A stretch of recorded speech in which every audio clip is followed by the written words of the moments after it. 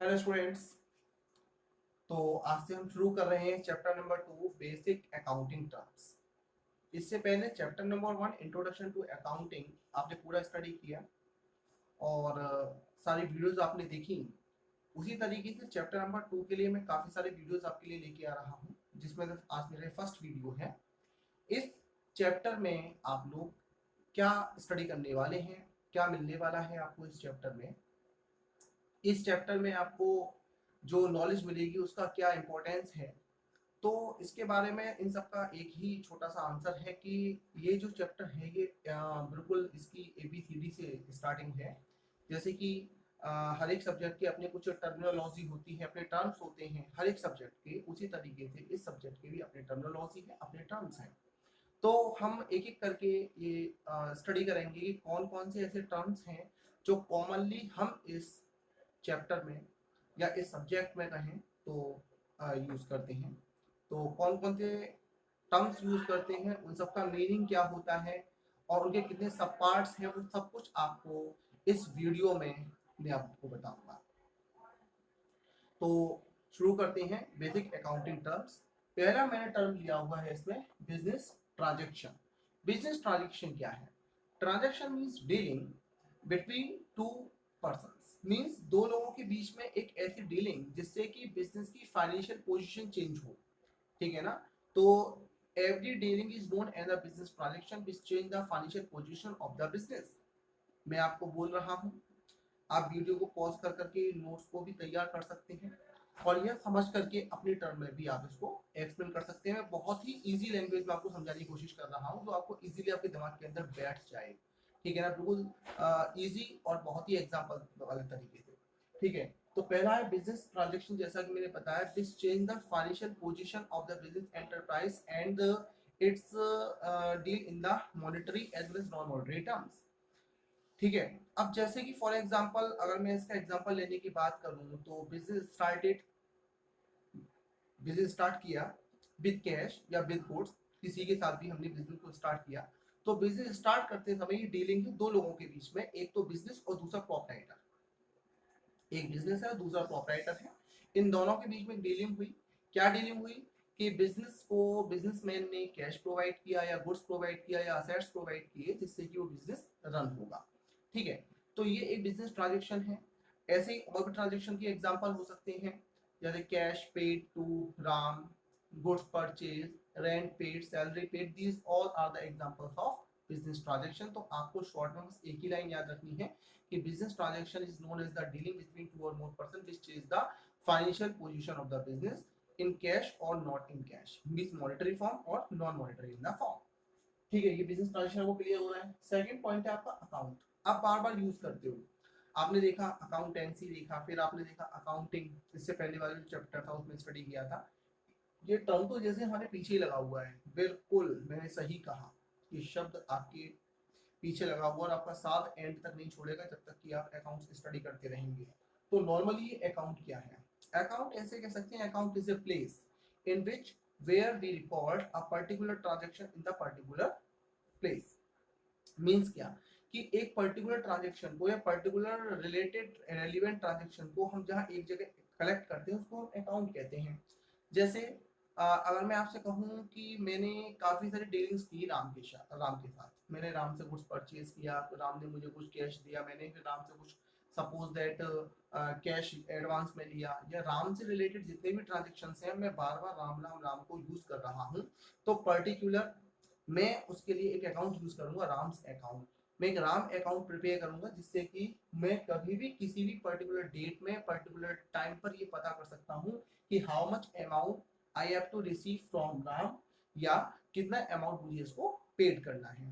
तो अकाउंट क्या है? Account is a place in which we record all the systematic or relevant information related items in a particular place। ये place है। और normally जो account हम बनाते हैं वो टी शेप में होता है। आगे हम स्टडी करने वाले हैं। एग्जांपल क्लियर हो गया होगा, मीनिंग क्लियर हो गया। नेक्स्ट है कैपिटल। कैपिटल क्या होता है? कैपिटल, वैसे तो कैपिटल का जो जनरल मीनिंग देखोगे तो what is the capital of our country, तो आप कहोगे भाई न्यू दिल्ली है। यूपी की क्या है तो आप बता दोगे लखनऊ। वो कैपिटल ये वाला नहीं है, ये कैपिटल अलग है। ये कैपिटल नॉर्मली क्या है? कैपिटल का मीनिंग है anything which is provided by the proprietor to the business in the form of money or money's worth. In the form of money or money's worth means proprietor means businessman, business को जो कुछ भी देता है उसको run करने के लिए, उसको ऑपरेट करने के लिए, उसको मेंटेन करने के लिए, उसको चलाने के लिए, दौड़ाने के लिए, वो सब कुछ उसके लिए क्या है, कैपिटल है। याद रहेगा आपको। ये तो बात होती है सोल प्रोप्राइटरशिप में। सोल प्रोप्राइटरशिप माने जहां पर कि एक पर्सन बिजनेस को कंटिन्यू कर रहा है, उसके लिए क्या होगा, कैपिटल होगा। ऐसे ही अगर सपोज दैट अगर पार्टनरशिप फर्म है तो वहां का होगा पार्टनर्स जो कुछ भी प्रोवाइड करेंगे, मीन पार्टनर जो कुछ भी बिजनेस को प्रोवाइड करेंगे, फर्म को प्रोवाइड करेंगे, वो उसके लिए कैपिटल होगा। अब आप कहोगे सर एक एग्जांपल देके क्लियर कर दूं, हाँ श्योर, वो तो मैं अपने आप ही देने वाला हूँ आपको।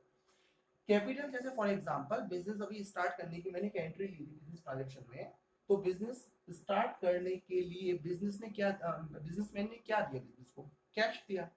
अगर आप ये समझो, मैं आपको सिंपल वे में बताऊं, ये है बिजनेस और ये है बिजनेसमैन, ठीक है ना। अब बिजनेसमैन ने बिजनेस को स्टार्ट करने के लिए क्या दिया, कैश दिया, ठीक है। इसके घर पे कुछ फर्नीचर रखा हुआ था वो भी इसने दे दिया, ठीक है। कुछ गुड्स पड़ा हुआ था वो भी इसने दे दिया, ठीक है। कुछ मशीन्स वगैरह रखी हुई थी, कार स्कूटर वगैरह रखा हुआ, तो सब कुछ उठा करके बिजनेसमैन ने किसको दे दिया, बिजनेस को दे दिया। तो ये सब कुछ कैपिटल है। बात में आ रही है। तो ये एक लायबिलिटी है, बिजनेस के पॉइंट ऑफ व्यू से क्या है, लायबिलिटी है, क्योंकि बिजनेसमैन ने इसको दिया, ठीक है। तो बाद में ये भी एक गिव एंड टेक चलता है, जब इसने इसको दिया तो कैपिटल, ऐसे ही जब ये इसको वापस करेगा तो ये लायबिलिटी के फॉर्म में काउंट करेगा, ठीक है ना। और आपकी नॉलेज के लिए बता दूं कि business and businessman both are different person, ये दोनों पर्सन है। बिजनेस एक आर्टिफिशियल पर्सन है और बिजनेसमैन एक नेचुरल पर्सन है, दोनों ही पर्सन है, ध्यान रखिएगा। तो capital anything which is provided by the businessman or proprietor to the business in the form of cash or non-cash, in the form of asset maybe, so known as the capital. Next one is drawing. ये तीनों terms आपको clear हो रहे हैं। Next है drawing. Drawing क्या होता है भाई, अभी ये तो बिजनेसमैन ने बिजनेस को दिया था। अब सपोज दैट कभी कभी ऐसा होता है कि बिजनेसमैन को अपने कुछ पर्सनल एक्सपेंसेस भी तो होते हैं, तो उन पर्सनल एक्सपेंसेस को फुलफिल करने के लिए whatever he is getting from the business, ठीक है ना, मींस बिजनेस से बिजनेसमैन जो कुछ भी ले रहा है किसके लिए, अपने पर्सनल एक्सपेंसेस के लिए। अब पर्सनल एक्सपेंसेस का मतलब क्या है, पर्सनल एक्सपेंस हो सकते हैं, हाउस होल्ड एक्सपेंसेस हो सकते हैं, प्राइवेट एक्सपेंसेस हो सकते हैं, ठीक है। अपने अपने सन या अपनी डॉटर से रिलेटेड एक्सपेंसेस होते हैं, अपने वाइफ या हस्बैंड से रिलेटेड एक्सपेंडिचर होते हैं। खैर मैं आपको एग्जांपल दे देता हूँ। जैसे सपोज दैट कि मैं बिजनेस कर रहा हूँ, जिसका मेरा बहुत बड़ा शोरूम है, जिसका साड़ी का, ठीक है ना, साड़ी का बहुत अच्छा शोरूम है। सपोज दैट मेरा माने राम का जो बिजनेसमैन है, राम का बहुत अच्छा बिजनेस है, किसका है, साड़ीज का है। अब सपोज राम की वाइफ आती है और शोरूम में देखा, यार ये क्या लगा हुआ है, नई नई साड़ी लगी हुई है, नई डिजाइन की आई है, अरे वाह, तो एक काम करो इसको जल्दी से पैक कर दीजिए। अब भैया वो पैक करके ले गई। अब पैक करके ले गए तो बदले में क्या कैश मिलेगा क्या उनसे, नहीं मिलेगा। तो ये जो गया वो बिजनेसमैन के पर्सनल अकाउंट में गया, पर्सनल कंजम्पशन के लिए गया, इसलिए इसको हम ड्राइंग बोलेंगे, ठीक है ना। उस साड़ी की कॉस्ट कुछ भी हो लेकिन उसके लिए ड्राइंग मारेंगे। बात क्लियर है। ऐसे सपोज दैट कि बिजनेसमैन का बेटा आया, बोले पापा मेरे को अपनी ट्यूशन फीस देनी है, तो बिजनेसमैन ने क्या करा, अपने मनी बॉक्स में से अपनी जो गल्ला था उसमें से पैसे निकाल करके, बिजनेस के पैसे में से निकाल के अपने बेटे के लिए पैसे दे दिए, वो क्या है, ड्राइंग है। क्लियर हो गया होगा, काफी एग्जांपल हो गए। नेक्स्ट है लायबिलिटीज। लायबिलिटीज क्या होता है, anything which is taken from the person, taken from any person and this is due, ठीक है ना, मींस कि हमने या कह सकते हैं this is payable in near future, ऐसा बोल सकते हैं इसको, ठीक है ना। लायबिलिटीज क्या है, कुछ भी हमने जो कुछ किसी से लिया बाद में जो हमें देना उसको है, मान which is payable to other, ठीक है ना, तो उसको हम बोलेंगे लायबिलिटीज। लायबिलिटीज जो कि हमने आज तो ले लिया, ठीक है ना। अगर आप ऊपर इसमें देखें लायबिलिटी का एग्जांपल, तो कैपिटल एक लायबिलिटी का एग्जांपल है, ठीक है ना। कैसे, क्योंकि बिजनेसमैन ने जो बिजनेस को पैसा दिया, बिजनेसमैन बाद में बिजनेसमैन को इस पैसे को बाद में लौटाएगा नियर फ्यूचर, ठीक है। तो ये एक लायबिलिटी है। तो लाइबिलिटीज क्या है, जो कुछ मैंने आज ले लिया और नियर फ्यूचर मुझे पेमेंट करना है, चाहे अगले दिन करना है, चाहे अगले महीने करना है, अगले साल करना है, 10 साल में करना है, कभी भी करना है, वो लाइबिलिटी। क्लियर है? इसके दो टाइप होते हैं, नॉन करंट लाइबिलिटीज और current liabilities. Non current liabilities कौन सी होती हैं?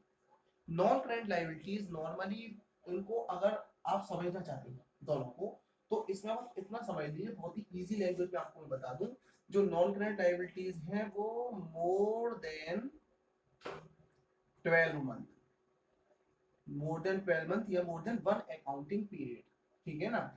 और ये जो होते हैं करंट लाइबिलिटीज, ये लेस देन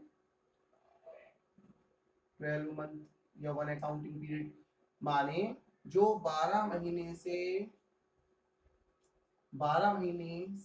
12 महीने के बाद पेड करनी हो, माने मोर देन 12 मंथ, तो उसको बोलते हैं नॉन करंट लायबिलिटीज। और करंट लायबिलिटीज जो कि हमको लेस देन 12 मंथ या with in accounting period paid करनी होती है, उसे कहते हैं करंट लायबिलिटीज। क्लियर हो रहा है ना आपको? नॉन करंट लायबिलिटीज कौन सी है? जो कि with in, sorry, more than 1 accounting period, means 12 महीने से ज्यादा में देनी है, वो क्या है? Non current liabilities. एक एग्जांपल ले सकते हैं, जैसे बैंक लोन है, बैंक लोन हम लोग लेते हैं, तो उस बैंक लोन का पेमेंट कब करते हैं? बैंक लोन का पेमेंट हम करते हैं लंबे समय में, 4 साल के लिए, 5 साल के लिए, 10 साल के लिए, 15 साल के लिए लोन लेते हैं, नहीं लेते हैं, तो ये हो गया नॉन करंट लायबिलिटी का। ऐसी करंट लायबिलिटी का है बैंक ओवरड्राफ्ट। बैंक ओवरड्राफ्ट जिसका पेमेंट हमको विद इन ईयर 12 महीने के अंदर अंदर करना होता है, तो ये हो गया करंट लायबिलिटी। एग्जांपल इसका बैंक ओवरड्राफ्ट मैंने आपको दिया, ठीक है ना। बैंक ओवरड्राफ्ट आपको याद रहेगा, ठीक है ना, बैंक ओवरड्राफ्ट और बैंक लोन, इसका एग्जांपल, ठीक है। चलिए, ये क्लियर होता है। नेक्स्ट है एसेट। असेट्स क्या होते हैं? Assets mean which is very helpful to increase our earning capacity or which is very helpful to maintain our earning capacity, जो हमारी अर्निंग कैपेसिटी को मेंटेन और इंक्रीज करने का काम करती हैं। असेट्स कह सकते हैं, प्रॉपर्टी कह सकते हैं, जो बिजनेस को चलाने के लिए बहुत ज्यादा जरूरी होती है, ठीक है ना। ऐसा कोई भी बिजनेस नहीं होगा जो बिना असेट्स के मूव कर रहा हो, ठीक है ना। छोटा बिजनेस है तो छोटे बिजनेस के अकॉर्डिंग उसकी असेट्स होंगी, और बड़े बिजनेस तो बड़े बिजनेस के अकॉर्डिंग उसकी असेट्स होंगी, ठीक है ना, होंगी, जरूर होंगी, ठीक है ना। ध्यान में रखना है इसको। तो असेट्स जो कि बिजनेस को मूव ऑन करने के लिए मदद कर रहे हैं।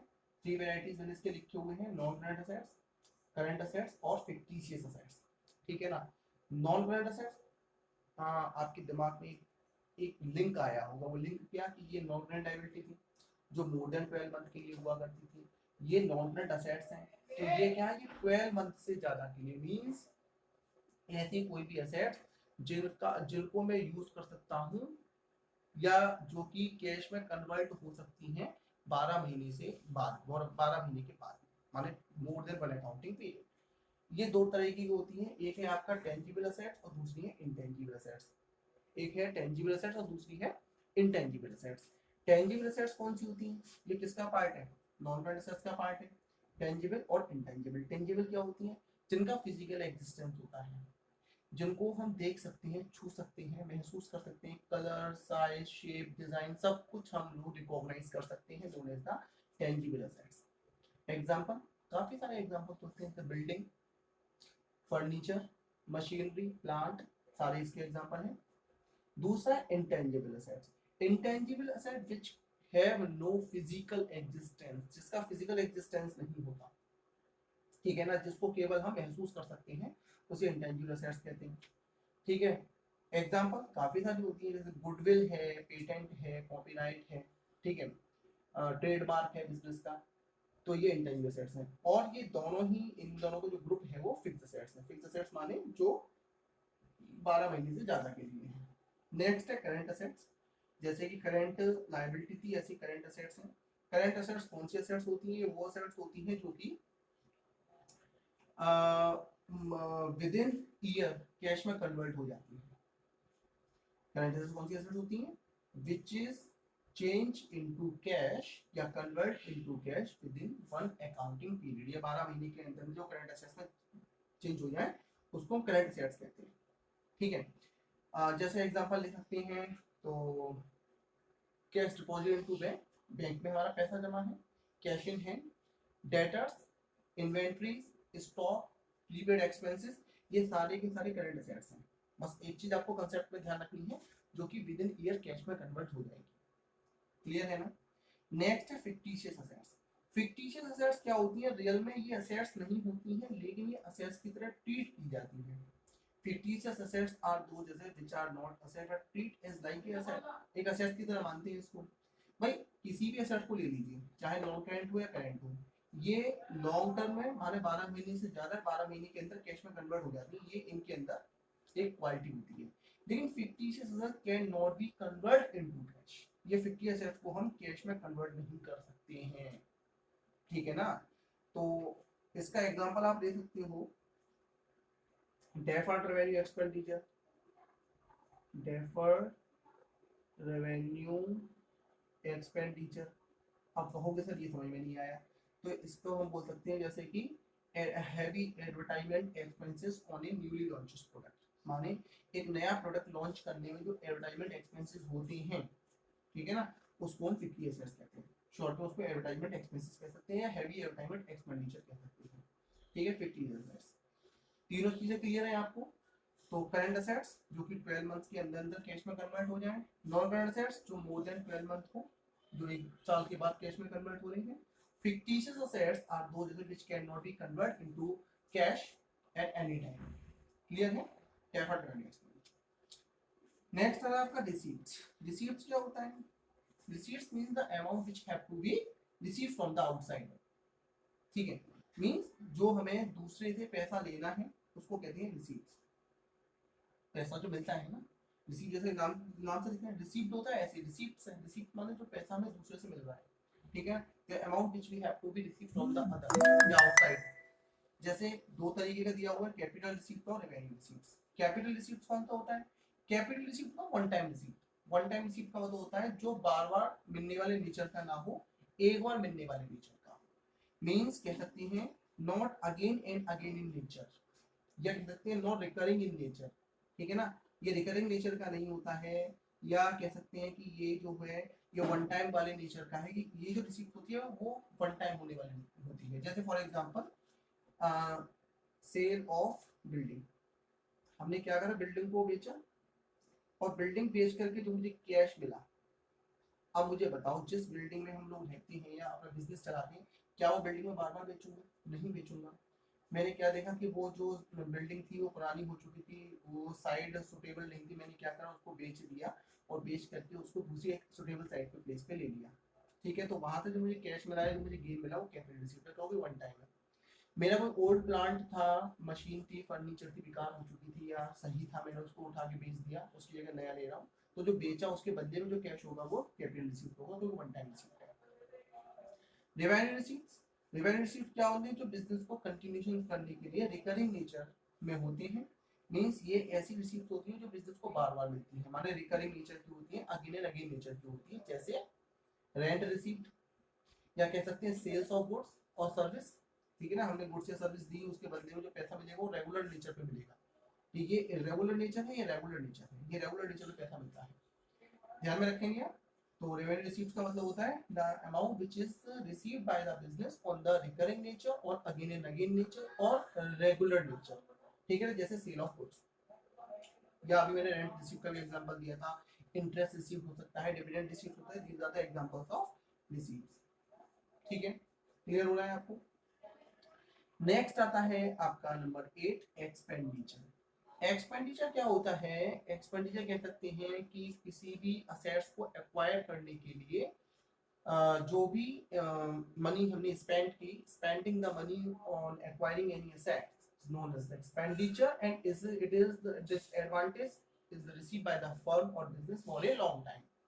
इसका जो एडवांटेज मिलता है वो लंबे समय के लिए मिलता है, लॉन्ग टाइम के लिए मिलता है, ध्यान में रखेंगे। इसका जो लॉन्ग टाइम के लिए इसको फायदा एक तो मिलता है हमको, ठीक है, ध्यान में रखेंगे।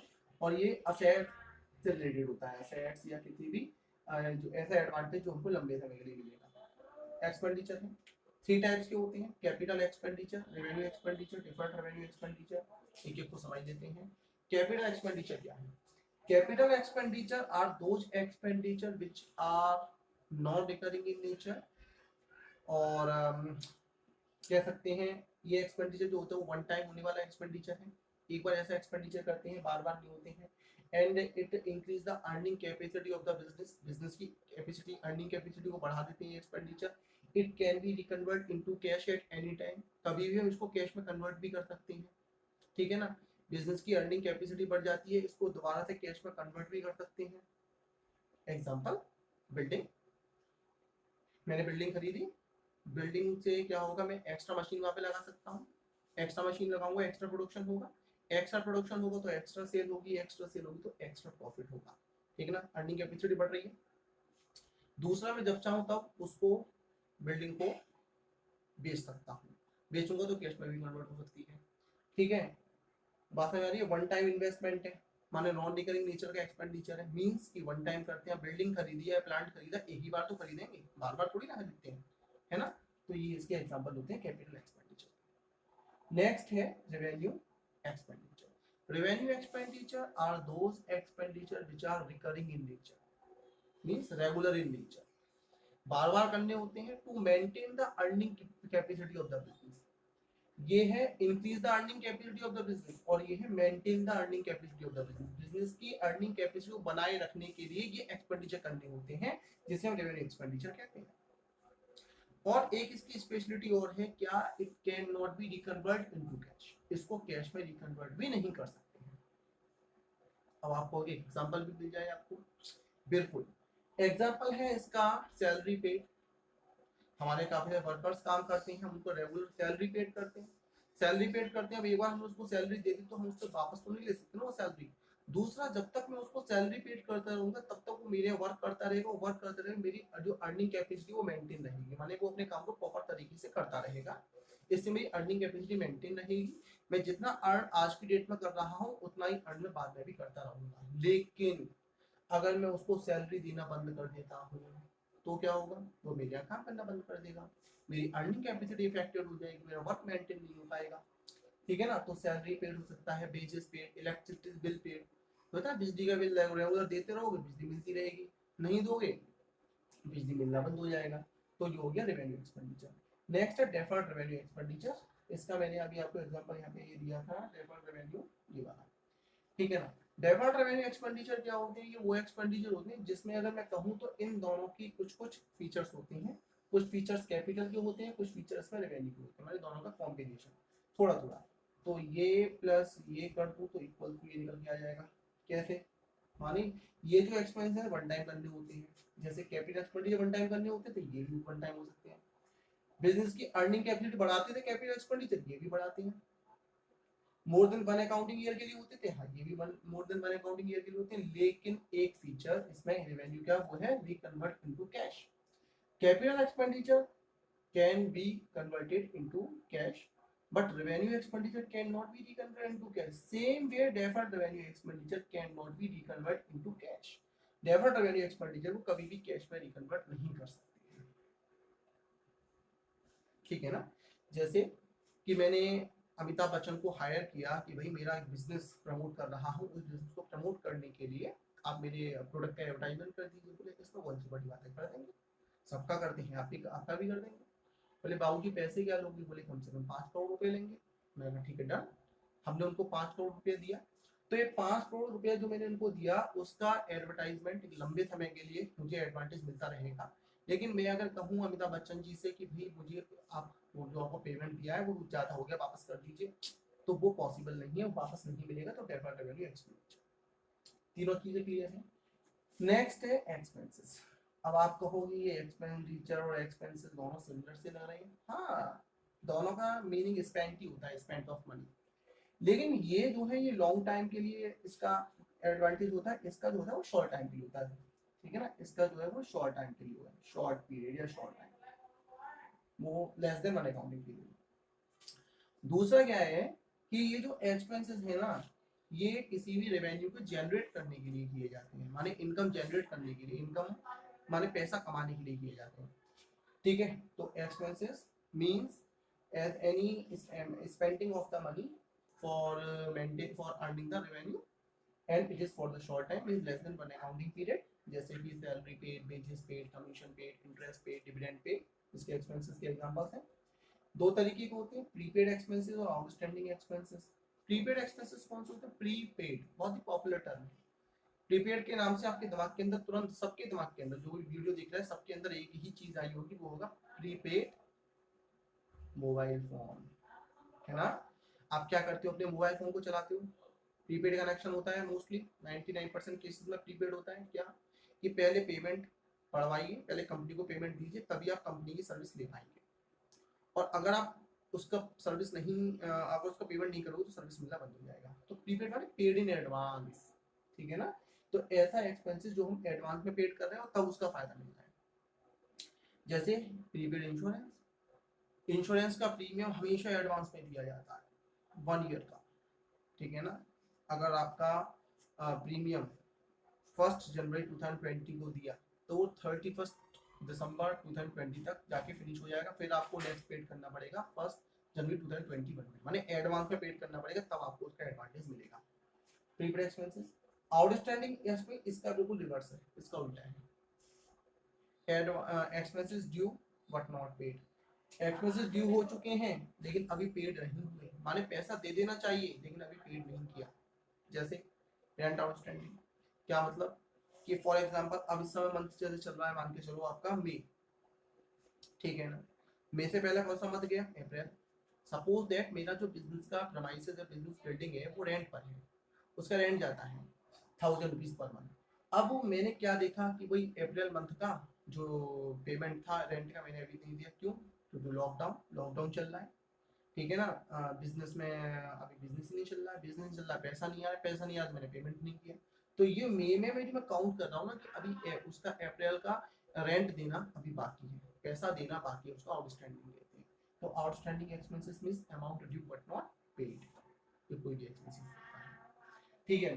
कुछ मैंने करीब देखने में तो ये दिख रहे हैं 9, ठीक है ना, लेकिन अगर सब पार्ट भी लगाओ तो करीब 15, मोर देन 15 पार्ट मैंने आपको बता दिए हैं। और एक वीडियो में आपको बताऊंगा, लेके आऊंगा, उस वीडियो में कुछ और भी मैं बेसिक अकाउंटिंग टर्म्स आपसे डिस्कस करूंगा।